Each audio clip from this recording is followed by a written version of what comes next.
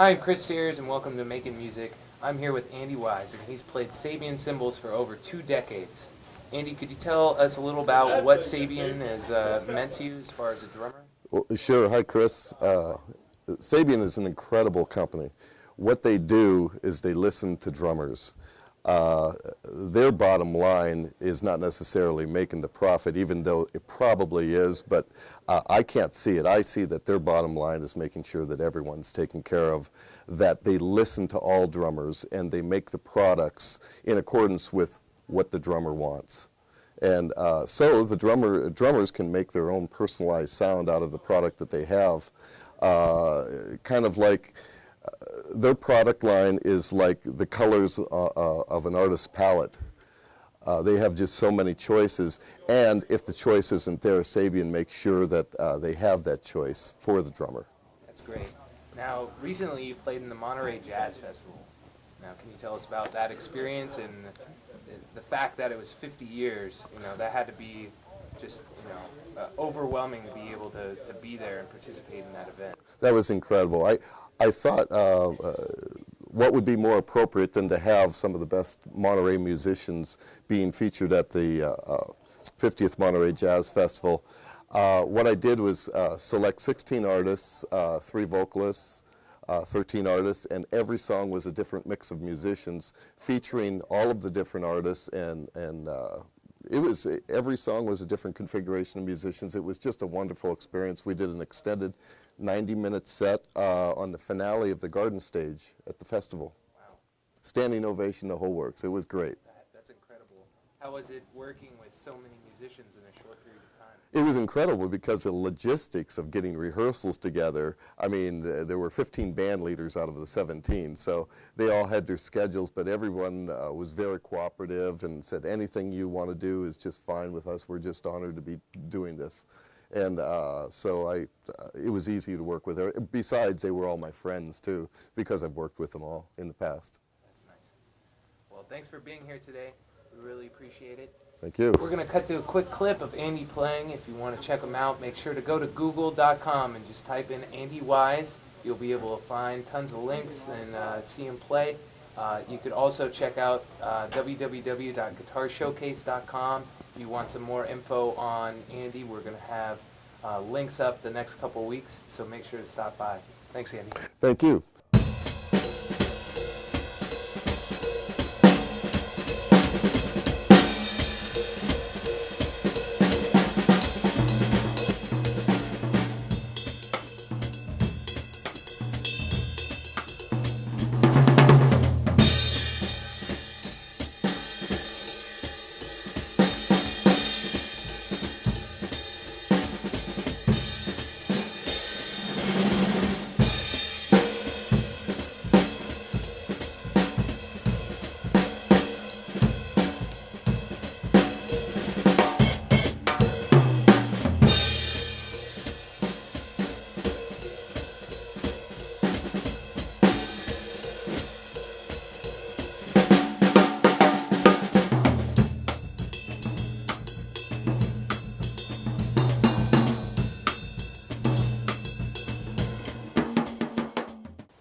Hi, I'm Chris Sears, and welcome back to Making Music. I'm here today with Chris Stankee. He's the Artist Relations Manager for Sabian Cymbals. Now, Chris, thanks for being on the show. Thank you. Can you take the time to tell us a little about how Sabian cymbals are made?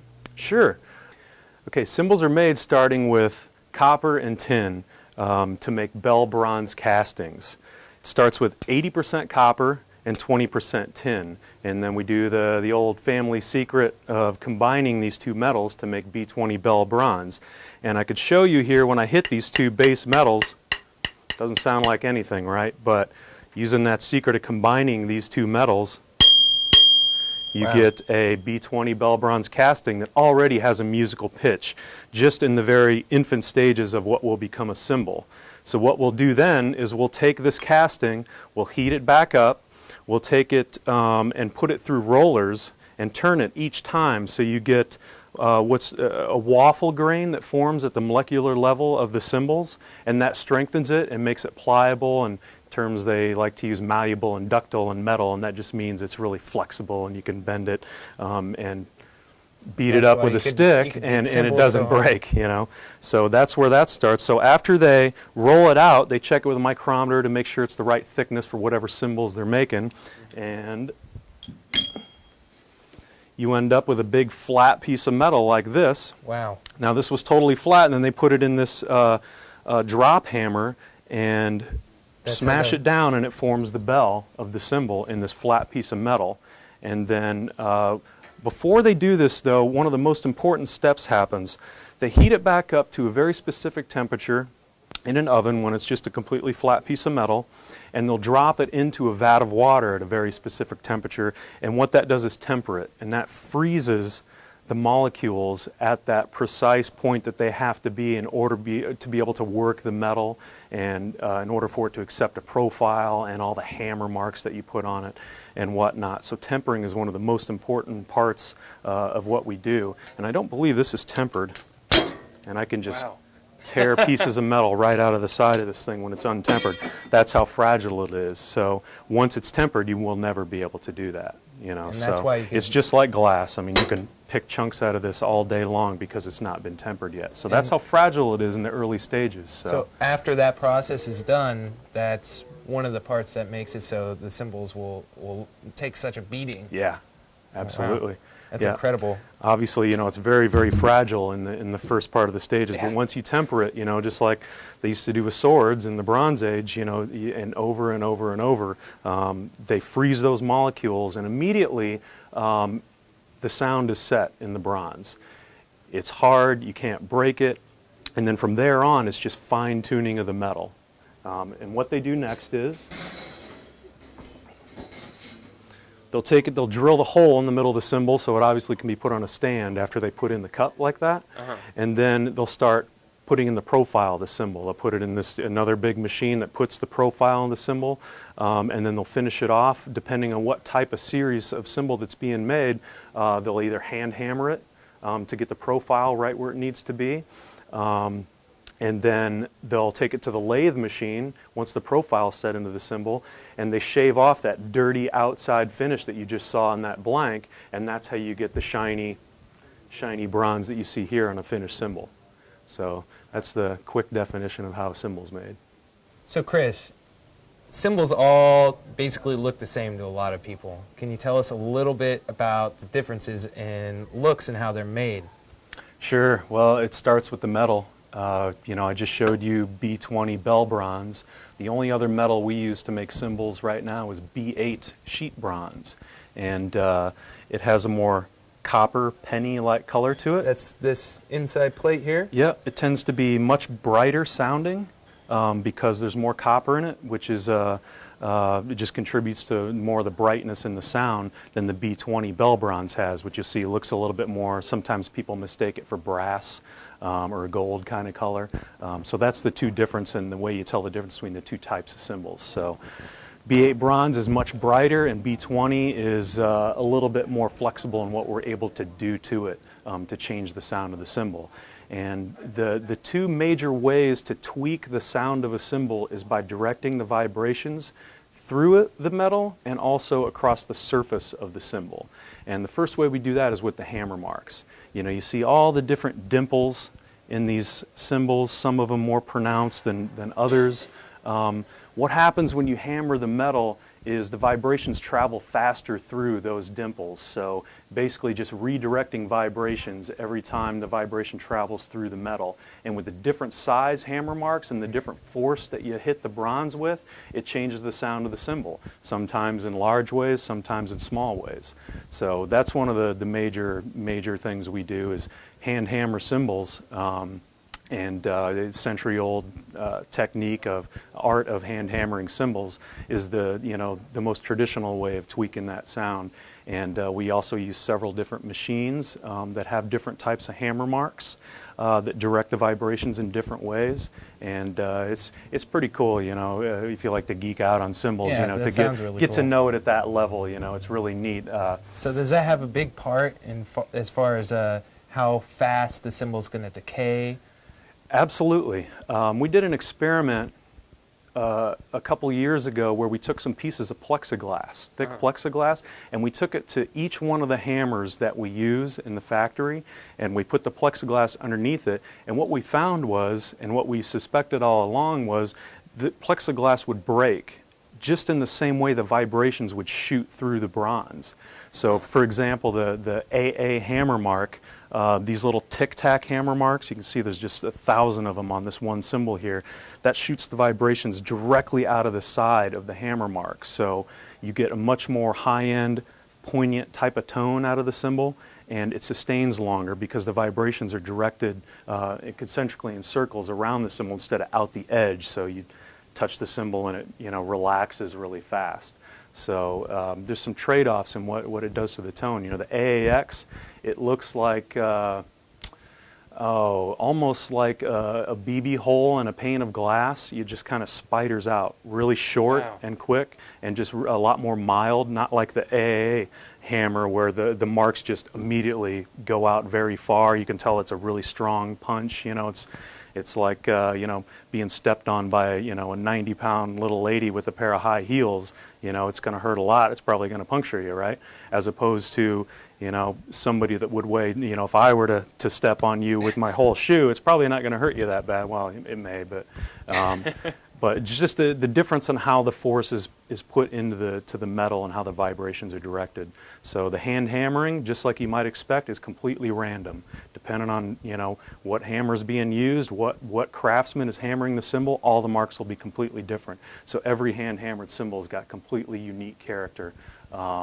As far as I know, Sabian is one of the last companies around that actually has someone there hitting it with a hammer. We're really proud of that. You know, we're not making car bumpers here. You know, we'd be able to automate this stuff, but then you're not getting a unique, high-quality, human-crafted instrument. We still see a lot of value in that, and we think most drummers do too. So, you know, it costs a little bit more, but to get that centuries-old craftsmanship, it's the way it has to be done.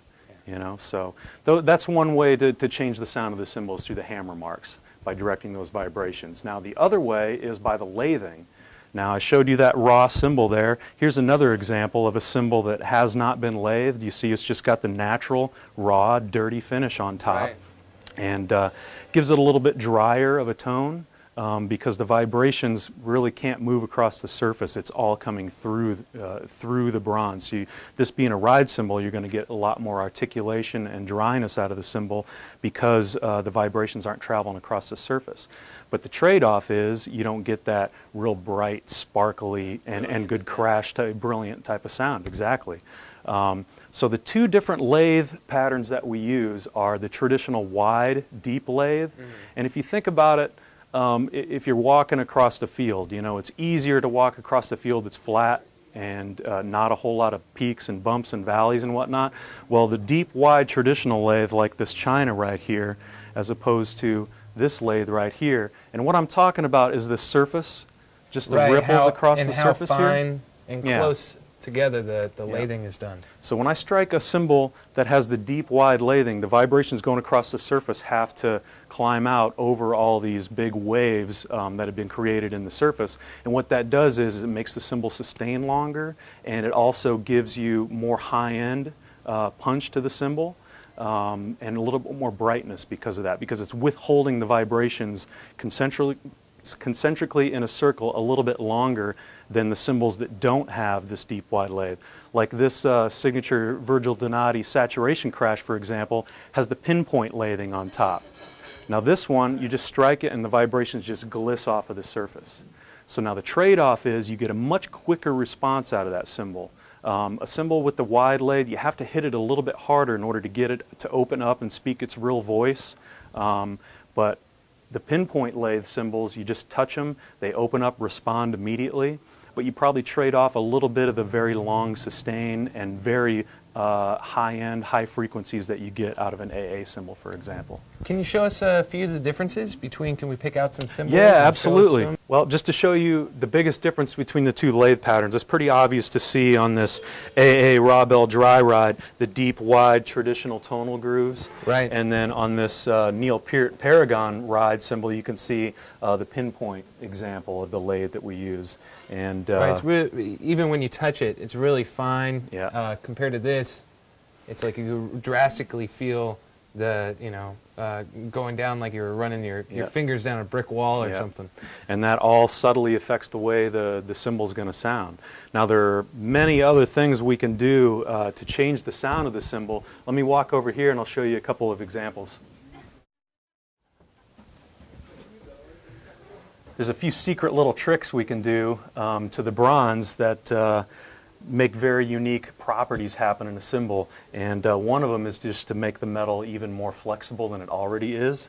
And I can do things like this. You know, this is an 18-inch Evolution Crash, and I can just bend it. It's so pliable. Yeah, I And, know, you when I buy cymbals, that thought of bending a cymbal like that never crosses my mind. I'd be too afraid to damage it. Oh, no, and this is one of the most high-quality crashes we make, and you just touch it. It just beautiful. immediately opens up. So we have those little secret tricks we do. You know, one obvious one is this bell is unfinished. And you'll notice on a lot of our cymbals, the bells are unfinished. We leave them unlathed. Right. On the cymbals that sustain, all the 1, 2, and 3K mid-range, that real piercing kind of sound you hear, like when you hit a Chinese cymbal, for example, that really hurts your ears almost when you hit it.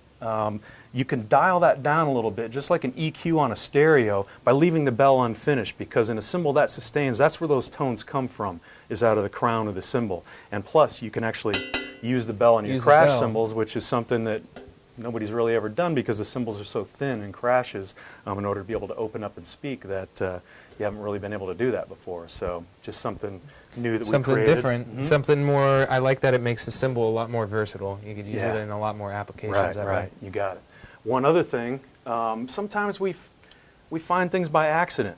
You know, we were experimenting making tambourine jingles out of the B20 Bell Bronze with some scrap cymbals. And Dave Weckl, a great jazz fusion artist, was up at the factory developing his Evolution series with us, and heard a couple of these cymbals with the holes punched out of it on a tree, and he's like, "Man, that's like that broken Tony Williams sound from the '60s, man. I gotta have that."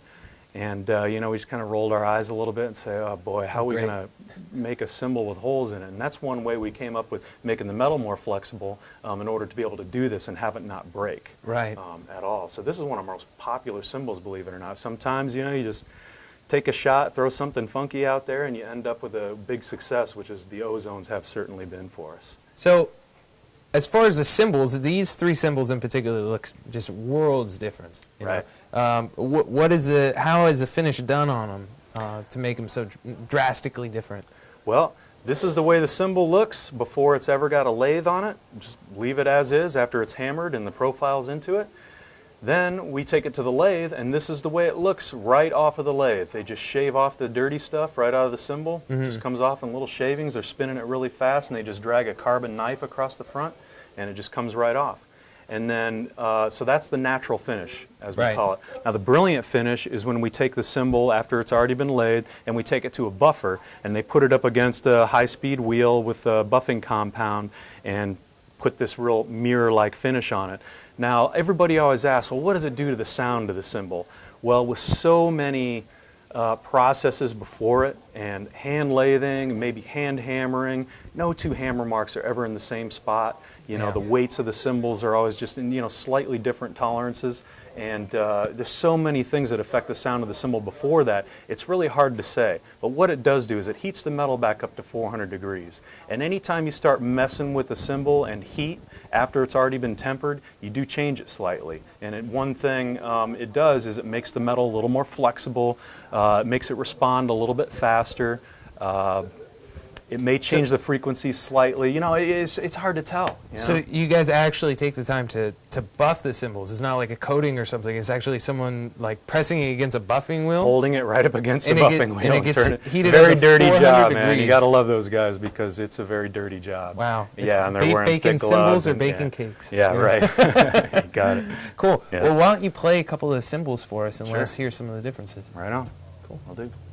All right, well, let me show you our entry-level cymbal model is the B8. Very high quality sheet B8 bronze. Cymbals can be very, very expensive, and I think I've explained a little bit maybe why, the reason why they're so expensive with all the hand craftsmanship and whatnot. This is one of those great cymbals that you can get into and not have to spend hundreds and hundreds of dollars on to get kids to have a great cymbal to be able to play on. So that's And- the perfect cymbal for someone just starting out, just getting Absolutely. acquainted with drumming. yeah, Great. you got it. All right, and then from there, where does it go? Well, we've got B8 Pro, which is very similar to the B8 cymbals, except it comes in a brilliant finish. It's hammered a little bit differently, a little bit different profiles, you know, different thickness. You know, the thicker the cymbal is, the higher the pitch. So B8 Pro is a little bit thicker usually than B8, so you get a little bit more high pitch out of it, a little more cut. I've even got pros using B8 Pro, Wow. Chinese cymbals and ride cymbals because they like that real high-end cut. Out of these particular cymbals. And from there it goes to our XS20, which is the best entry-level cymbal on the market. It is cast from the same castings I showed you earlier as the most expensive cymbals we make. And then from there we step into the AA series of cymbals. These have that little tic-tac hammer mark I was telling you about.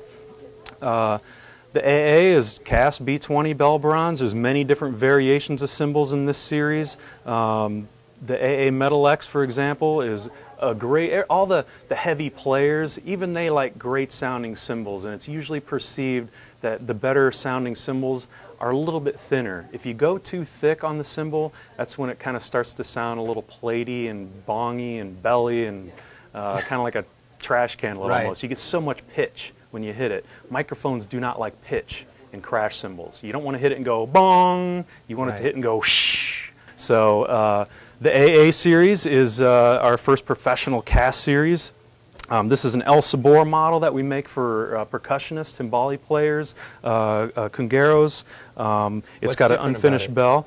Well, this has got a unique hammer that we use for the El Sabor, and it's also got a little turned up lip on the edge. It's not completely Oh, that's rounded profile. It's actually got a profile Yeah. that goes a little bit like this on the end. And then the AAX series is one of our most popular series. This was a big innovation in cymbal making. This was really the first modern cymbal, okay? The AA cymbals and the HH cymbals were made the same way cymbals were made around the turn of the century. You know, Robert Zildjian's father introduced the tic-tac AA hammer mark that's still used today. I think some of those machines are about that old too. If you see them, it's amazing they even work. And then the hand hammered, of course, goes back centuries. Well, music's changed a lot since then. You know, in the 50s and 60s, you start, you know, the introduction of the guitar player and the stacks of amps. Well, light, dark cymbals aren't going to cut through that wall of amps. So we had to, you know, tweak and change. First, we made cymbals a little bit thicker, so they're a little bit higher pitched and brighter. They can poke through the amplified music. Okay, and then the mid-'80s, you know, you had people start to use, late '80s, in-ear monitors were invented. So now you've got drummers with just high-quality studio sound right in their ears, so you don't need that super big, bright That's gonna cut cymbal through that's going to everything cut through anymore. everything Right. because it's right there, the same way it is in a recording studio. So AAX was a big innovation. It's a really responsive cymbal. It's got that, we invented with the pinpoint lathe. That's the first cymbal with the pinpoint lathe ever used. It's got a dime size hammer mark that you know, changes the way the cymbals sound. These are some of the first cymbals we used with an unfinished bell like that. It's hard to see, but it's in there. Yeah, and you just You just got to get it at the right light, and I really see what you're talking about. I have more artists, rock artists especially, using this cymbal now with in-ear monitors than any other cast cymbal that we have. Wow. Just because it's so smooth and so versatile. It's really an even spread across the frequency range. So it's a great cymbal. It's very durable too because it's a little more flexible. That's a big misconception, you know. A heavy cymbal, stiff cymbal, Yeah. is not the most durable cymbal. Those break the fastest because they do not give when you hit them. A lot of that has to do with the way they're played too, you know. Yeah. You can't just go straight into a cymbal, you know, like you're pounding the nail with a hammer. Right, they're done You've gotta, hammering it. Yeah, yeah, we're done hammering it. So what you need to do is just come at it with more of a glancing blow, a little bit of an angle off the side. You just play through, but off to the side of the cymbal rather than playing right into it. And you never want to mount them too flat either. This is a very bad angle to hit a cymbal with. That's going to break fairly quickly. But if you play it a little more this angle and just come at it like that, you're going to get more response and the pure tone out of the cymbal, and it'll last a whole lot longer for you too. Cool. So let's take a look at some of these other series here. This is the Vault Crash. This has the AA tic-tac hammer combined with the innovative pinpoint lathe pattern. Right. So you get the great combination of a quick response and a real brightness and tone that the AAXs don't have with that hammer mark.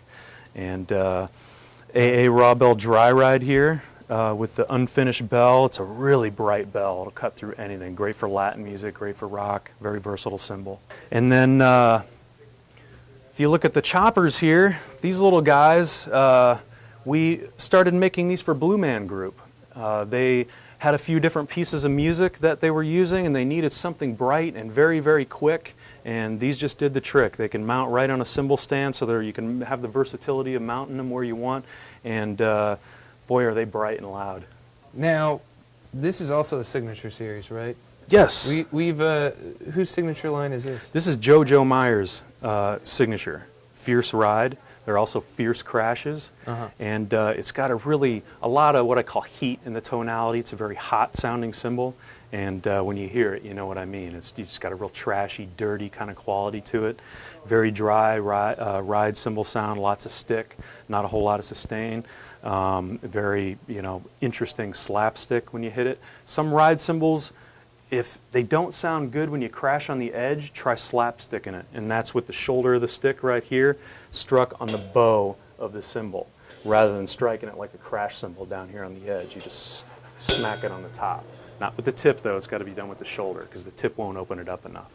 Well, I'm Chris Sears, and thanks for watching this episode of Making Music. It was a great pleasure to have Chris Stankee come all the way out here to talk about all the different Sabian cymbals, and I feel completely educated, and I'm sure the people at home really understand the differences. If you have any more questions, feel free to check out Sabian's website at www.sabian.com, or you could always come in to Guitar Showcase or your local music store and feel free to ask their Sabian expert. Thanks for watching, and we'll see you next week.